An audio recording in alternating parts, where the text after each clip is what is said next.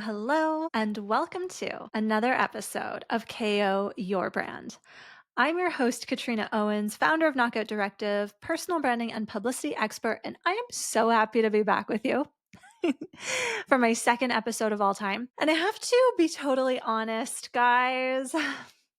I listened to the first episode. I listened to it before it even went live, before I even scheduled it. And I was having a really hard time with it. And it's so ironic because that episode is called Overcoming Perfectionism. And the whole episode is telling you how I've unpacked my perfectionism to launch this fucking podcast. And oh, did you hear that? That's one of my vocal tics.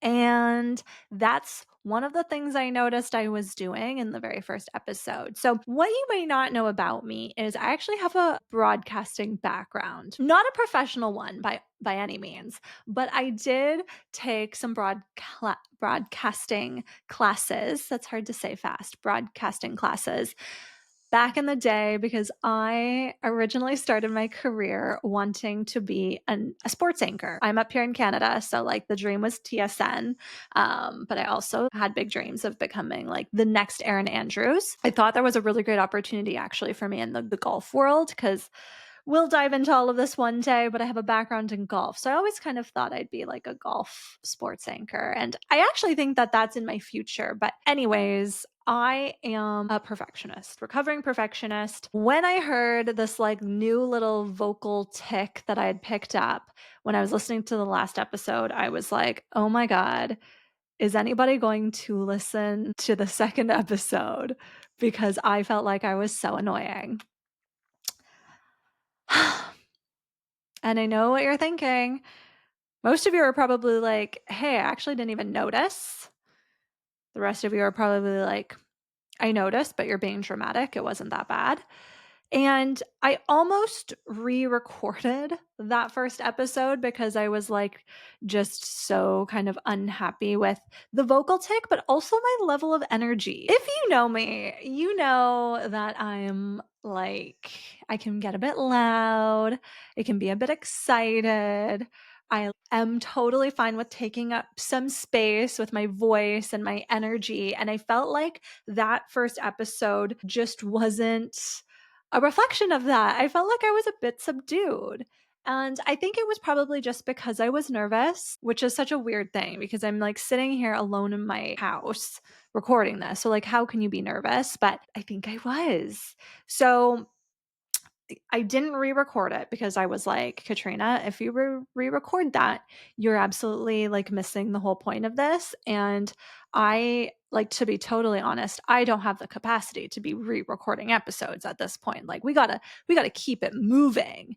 And obviously my hope is one day to have enough episodes here that we don't have to go all the way back. Like maybe one day there's enough episodes where if you're listening to this for the first time, if we're just getting to know each other for the first time, you're not going to scroll all the way back to listen to this episode. Maybe not. Leave me a comment or send me a message if you're listening to this like a year from now. I'm sure my voice and my energy as I do this is going to evolve. I trust that. And if you're hearing a little like sigh or snore in the background, if you're watching this on YouTube, you can probably see that I've got my little sidekick Dexter, my French bulldog Dexter, like just sleeping on my lap. That's going to be a pretty regular occurrence. So I'm hoping that the microphone won't pick up his breathing. But again, not going to re-record this if it does. Just know he's freaking adorable and he's allowed to take up space too. So, okay, now that we've got that out of the way, let's dive into today's episode. So, as a reminder, KO Your Brand is the podcast for fame ready entrepreneurs. So, if you're an entrepreneur wanting to feel famous for your work, if you want to build a personal brand using public relations, you are in the right place. And if you don't even know what the fuck I'm talking about, you're also in the right place because something drew you to this episode or drew you to me. And today, see, I'm like blending words together because I'm trying to bring a different level of energy to this right now. It's like, I'm looking at the clock. It's like 3:30 in the afternoon, but it is so dark outside. regardless of the fact that we've just had the spring equinox and like it doesn't get dark out as early anymore, but it has been absolutely pouring rain all day here in Vancouver. So it's dark. So that's why I all of a sudden felt like we were doing this in the middle of the night. So today we are diving into what the fuck public relations actually is and why it is so important for growing your personal brand. So let's get into it. What is public relations? So, there's a lot of definitions about what PR actually is and isn't, and it's just become such a buzzword for most of us. I mean, usually when we think about public relations, we think about celebrities or like really big businesses putting out like PR statements, that sort of thing. If you're Gen Z, you probably think public relations as like PR halls, which is where like a brand sends an influencer gifts or other experiences so they can like share it with their audience. So that's a big part of what people think PR is. But I really look at PR as broad strokes relationship building. And as you get to know me and my programs and my philosophies on public relations, you will see that I really stand by that. I really stand by the fact that relationship building is the core of public relations. And if we forget that part, it's just not going to work like it used to. Traditional public relations got to be a little bit more broad strokes. Traditional public relations allowed you to like put out a press release and get picked up in like hundreds of publications without really needing to like lift a finger. And that's just not the case anymore. And it's especially not the case if you're growing a personal brand. And if you're growing a personal brand from scratch and you don't have a budget or you don't want to invest in a public relations agency or a publicist, A, you're in the right place. And B, I am going to tell you exactly how you can kind of hack that because I also don't believe that most business owners need to be hiring expensive PR agencies or publicists at this point in the PR life cycle. I think it's changed so much. It's something that should be done in house. And it really does come back to like that relationship building piece. Like, if you are a business owner and you are looking to grow your business using public relations, whether that's like speaking on stages or being featured in the media, you should be cultivating those relationships yourself. What good is it if a publicist has those relationships and you don't? Like, I just don't think that's a sustainable business model right now. And I'm all about building sustainable businesses that have the skills in house. So that's a lot of my philosophy when it comes to broad strokes what public relations is. When it comes down to like actually visualizing, because a lot of you listening to this are either personal brands or small business owners or both, and you want to actually know, like, okay, Katrina, I get it's like relationship building, which is still like a bit abstract, but you want to know what are the actual deliverables. When we think about tangible public relations examples, like what are those? So, tangible public relations examples, before we get into the kind of 5 pillars of what public relations is, when I talk about public relations generally, I'm talking about public relations as it pertains to using the media, modern media, to grow the awareness and authority for your business. So that looks like going on podcasts, being featured in the media, doing speaking engagements. It also looks like collaborations, brand partnerships, strategic partnerships, that kind of thing. So that's what it is. And when I talk about public relations for small businesses or personal brands, I really focus in on 5 pillars of public relations. So I'm going to get the first one out of the way, media relations. Media relations is traditionally what we think about when we picture public relations. It's like going on TV, getting featured in the newspaper, maybe quoted in a magazine. It is that very traditional, like, maybe you send out a press release, maybe you pitch the local media, maybe you do a little bit of a media campaign where you're trying to build hype for an event through modern media. That is really media relations. So notice how we usually think public relations is actually just media relations. Yeah, there's actually 5 pillars. So now that we've got that one out of the way, let's dig into the other 4. The second one is community relations. Honestly, a very important one that often goes overlooked. Community relations is building relationships that support the growth and help your local community, whether that means like physically or could be in an online space as well,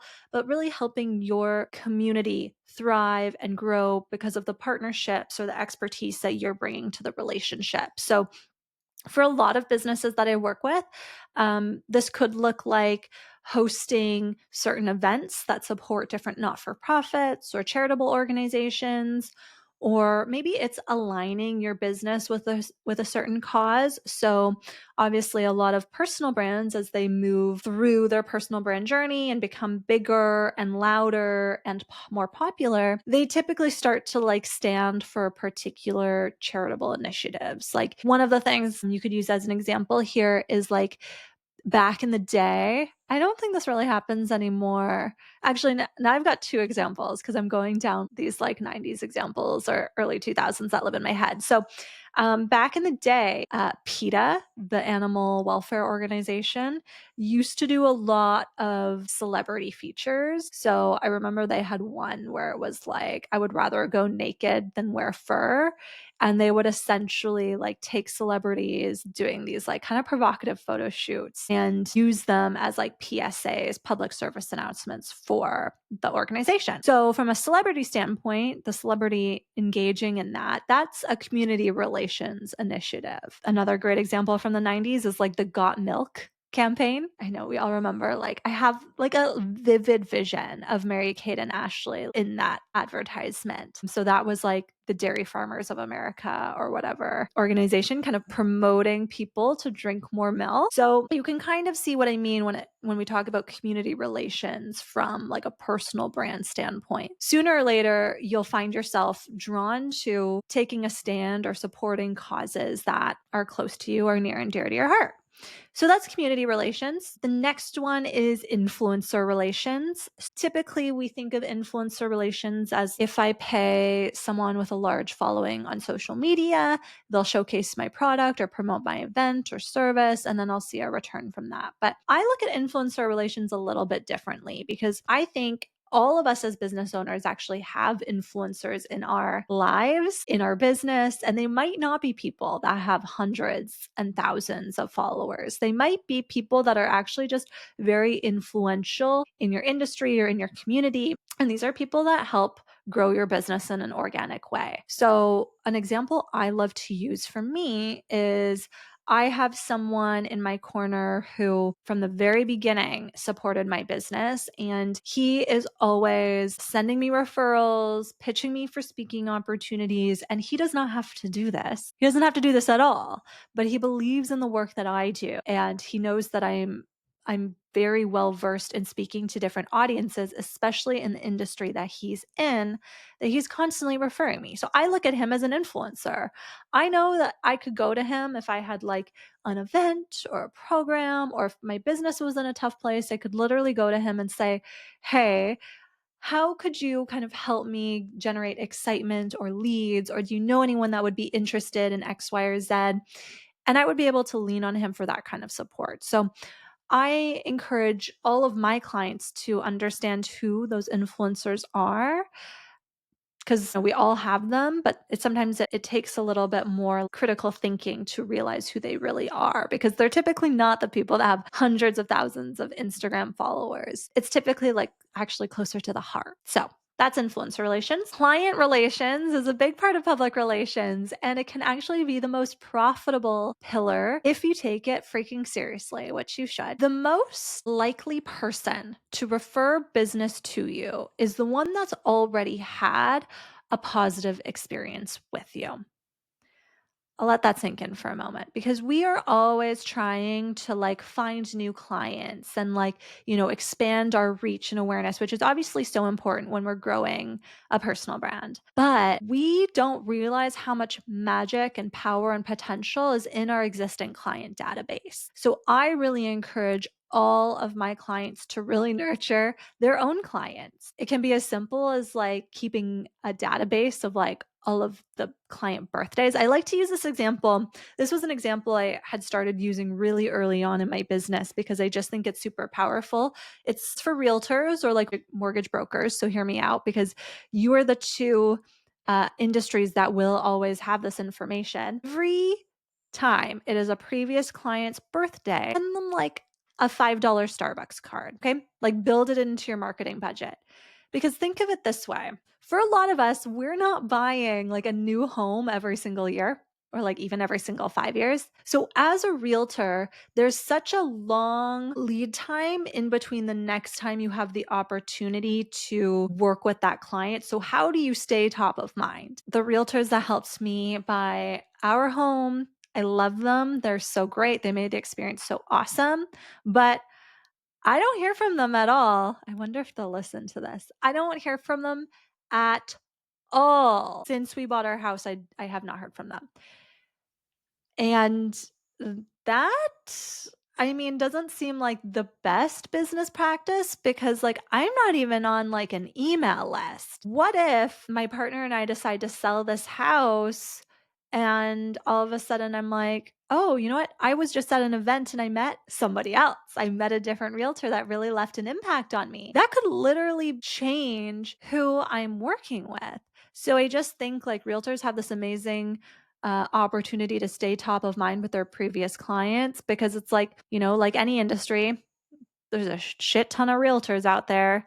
It's a dime a dozen. And you know what? If I go to an event or meet someone and they really wow me, it's going to be really easy for me to change up my loyalty because right now my previous realtors aren't doing anything to like maintain a sense of loyalty from the last time we bought this house. So that's an example of client relations. Something really important to keep in mind. The easiest way to maintain client relations is to make sure all of your clients are on your email list so you can constantly keep in touch with them and they can always know like, okay, are there new programs or services that you offer so they can enroll into them? I find that that's a great part of my business because I'm constantly coming up with other ways for my clients to work with me, making sure that they stay informed of like Katrina has a new training or a new webinar or she's hosting an event. That's a great way to like keep people up to date and continuing to buy from you. So that's client relations. So what have we done so far just to hold me accountable? We've done media relations, community, influencer, client. So the last one is industry relations.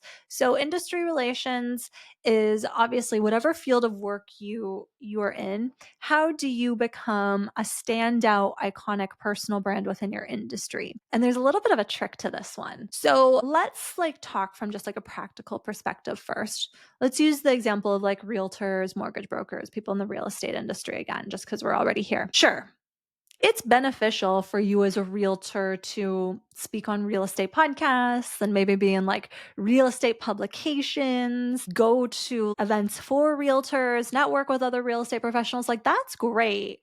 But the real magic is actually when you can start cross promoting yourself into other industries. So, what if you're a realtor that specializes in commercial space for like salons and aesthetics and that sort of thing? Like, that's a niche. It doesn't mean that has to be the only thing that you sell, but from a front facing personal brand perspective, that is going to open up so many opportunities for you to speak at different events, like beauty events, and you get to be the person talking about like, hey, if you're opening a salon or an aesthetics boutique, here are the things you need to be aware of when you're buying real estate.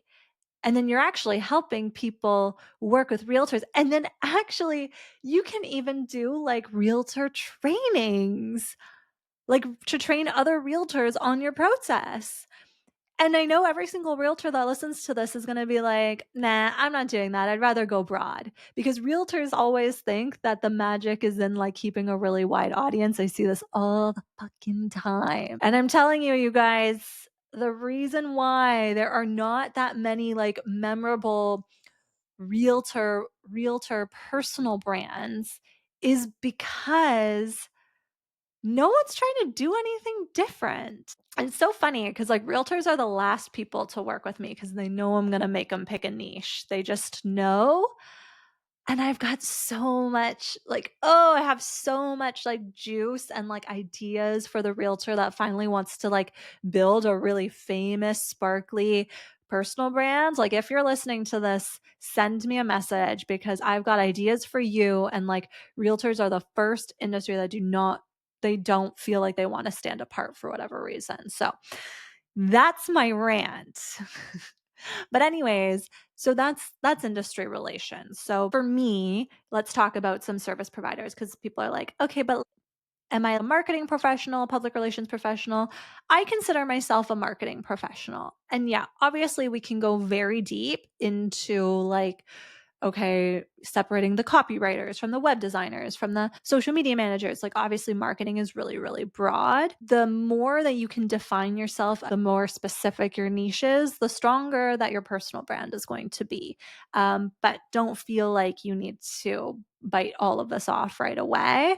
So for me, I can actually distill my personal brand's differentiation down all the way to if I'm in a room with uh, 20 other public relations people, I know there's not a single one in there that does what I do because that is how specific and niched down I have gotten in my approach. And people get freaked out when we talk about having a niche. And I'll do a whole other episode on this, obviously, because it's such an important part of having a personal brand. But what we don't realize is, yeah, I know it feels safe to have this really broad brand that can help so many people, but the power is when you are in a room of all these people that could target the exact same person you do with the exact same service and you offer something completely different.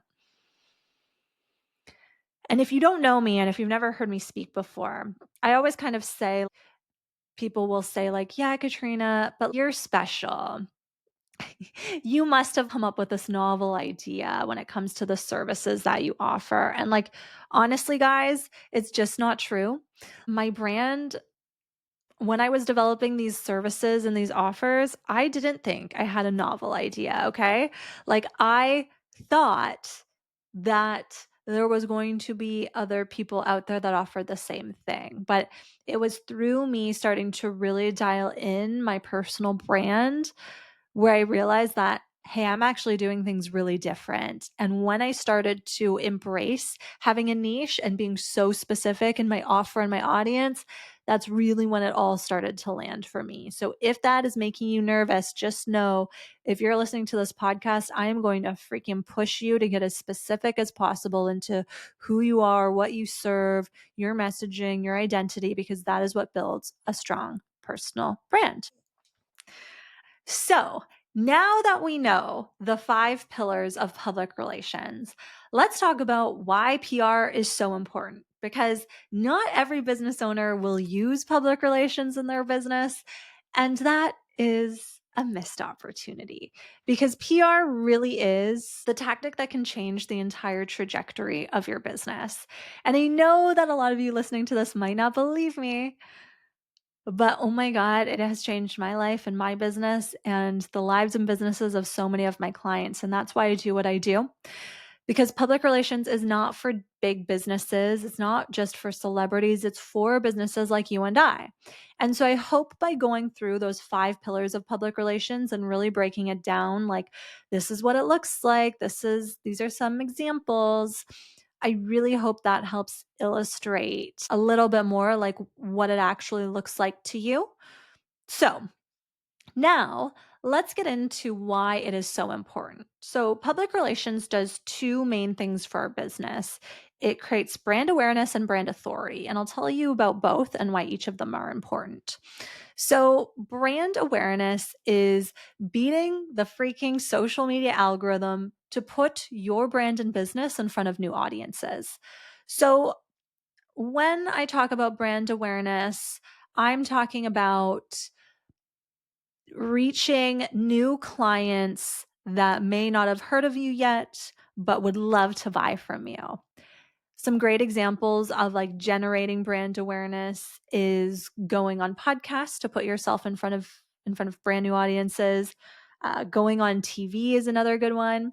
Even just going to events where you might not know a lot of the people in the room, that's another really great way to start generating brand awareness for your business. And brand awareness is important because I find with a lot of us personal brands, we think that because a lot of us operate online businesses, we should just stay behind the screen. But brand awareness is also generated by you going out into your community in real life, forming real relationships with people and people experiencing you in real life too.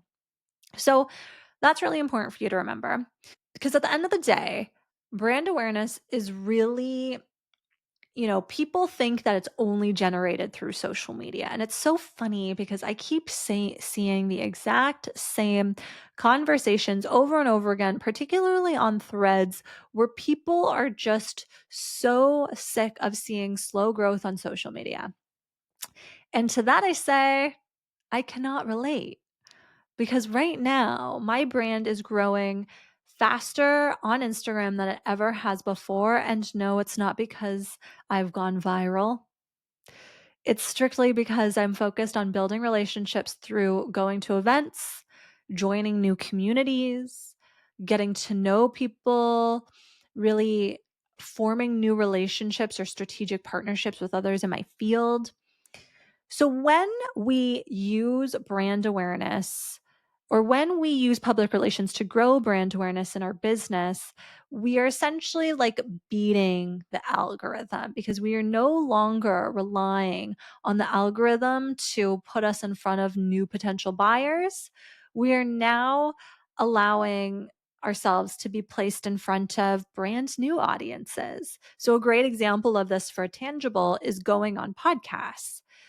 Because when you go on a podcast and that host shares social media content after the fact, they'll like add you as a collaborator on Instagram. And if you do not have audience members in common with that podcast host or that account before you guys collaborate, when they are collaborating with you and share your account with their audience, well, that's now putting you in front of a brand new audience, a new audience that might love what you do, need what you do, want to form a relationship with you. I mean, I'm just thinking right now, like there have been so many times that I've connected to different brands or people because I once heard them speak on a podcast or something like that. So brand awareness is what you need if you are finding that you do not have enough leads, you're not fully booked. If you've ever said like, I need more clients, then the answer is brand awareness. Okay, so now that we've got brand awareness down, let's talk about the really sexy part of public relations, brand authority. Because brand authority is what you need if you want to charge more money for the work that you do. If you want to be seen as a premium service provider, brand authority is what you need to position yourself as one. So we build brand authority by, yes, having a killer offer, product, service that delivers great results with great client testimonials and reviews. But if we really want to be recognized as an expert, we need to have this external validation from the media or trusted third parties that also show we are a credible business. So, a great example of this is, when you're looking at certain speakers or service providers in your field and they have that banner on their website that says as seen in, and then it has all of these different media logos. That is an immediate brand authority booster. Like when someone sees that logo run, there's a visual cue to that person that, okay, this person's been featured in the media. They must be an expert and really good at what they do. Whether or not somebody paid for those placements or whatever else, it still does something to your brain to see those logos and to see that endorsement. Another example is just the content that comes from like having video or images of you speaking into a microphone, you going on podcasts, you speaking on stages, you being recognized as someone who speaks on your expertise to an audience, that's also a great way to reinforce your expert positioning. Like, that's another great visual to show people, hey, I'm an authority, look at me sharing my expertise in front of an audience. That's also a really, really great way to show people just how respected you are for the work that you do. So when we have brand authority established in our business, we're able to start increasing our rates more quickly, because now we have no problem bringing in leads, because if you have brand authority dialed in, you definitely have brand awareness dialed in. But now you might be fully booked and you need to start increasing your prices. You can increase your revenue without losing more time. And brand authority is actually the thing that changed the entire trajectory of my business. So for me, when I started my business and I was a baby business owner, I unfortunately got some bad information on what my rates should be. And they were so fucking low. The rates were so low. That's why it deserves an F bomb. Like, I was charging like less than an agency would have billed me out for. And that unfortunately happened because, when I started my business, I was really just looking for opportunities to take on work. So I had no idea what my rate should be. It was a totally new world for me. So I set it so damn low because there were some people that were interested in subcontracting my services, some agencies. And obviously they wanted to make a profit off of me. And based on how naive I was, they convinced me to charge them a very, very low rate, because they didn't have to really convince me at all. I was looking for work. And I think everything happens for a reason. And I don't look back on that time of my life with oh, these people were had all this ill intent. I think they were being business owners. But I also think that one of them in particular had an opportunity to be more of a mentor to me, and maybe suggest that I start at a bit of a higher rate, because it's not like I started my business when I was 21 fresh out of university. I started my business after having a decade-long corporate career in marketing and public relations, and I worked for some very top tier organizations and had a lot of responsibility during my corporate career. So I wasn't new to the game at all. I was bringing a lot of expertise. I just got some bad advice. But, anyways, it's okay. It didn't last for very long, because once I started using public relations to grow my own business, I was like, oh, okay. This is why we use PR. Because once I was able to show my growing audience that I was an expert, because I started securing speaking engagements, I started going to international events, I started going on podcasts, it allowed me to start increasing that rate quite quickly. Pretty much every time my calendar was fully booked, which happened very quickly because the early stages of owning my business and my agency, I was booking out my calendar pretty quickly with projects. And so every time that calendar was booked out, I increased my rate, and I was able to have a ton of media credibility to kind of back that up. And now, I mean, my hourly rate compared to when I first started my business is about 4 times more than 4 times, actually, probably more like 4.5 times what it was when I was first getting started. And I've been working full time in my business for just under 2 years. So that's a long way to go in a short amount of time. So brand authority, that's why you need it. That ultimately, at the end of the day, brand authority is why you need public relations. I even had a conversation on someone else's podcast a couple months ago. She's a financial planner, Hannah Chapman.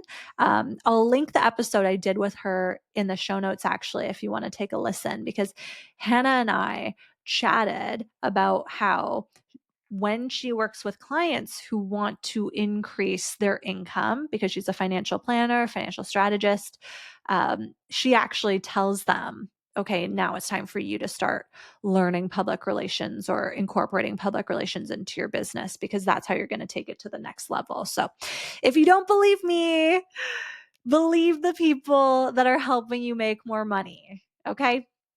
So that's brand authority. So just to recap, we use public relations in our business because we want to increase brand awareness and brand authority. Two very important things that honestly, there's no other tactic out there that will generate both of those things at once.